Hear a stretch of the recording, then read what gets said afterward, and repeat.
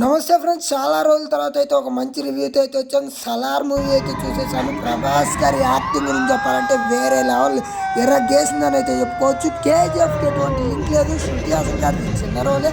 పృథ్వీరాజ్ సుకుమారన్ గారి యాక్టింగ్ కూడా చాలా బాగుంది. ఫ్రెండ్స్ ఇద్దరి మధ్య బాండింగ్ అయితే ఎమోషనల్గా, అలాగే ప్రభాస్ గారి ఎలివేషన్ షార్ట్స్ కానీ బీజిఎం కూడా చాలా ఫ్రెష్ ఫీల్ అయితే ఇచ్చింది. రవి బసూర్ గారిది అసలు ఒక్కొక్క లుక్ షాట్ చూస్తుంటే గూస్ బంప్స్ అయితే వచ్చాయి. ప్రభాస్ గారి ఫ్యాన్స్కి అయితే ఒక హై ఫీస్ట్ మూవీ అయితే చెప్పుకోవచ్చు.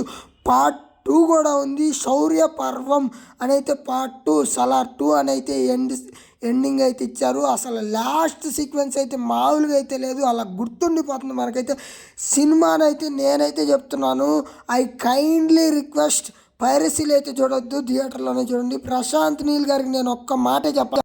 మీ క్లారిటీకి, మీ విజన్కి, మీ ఎక్స్పీరియన్స్కి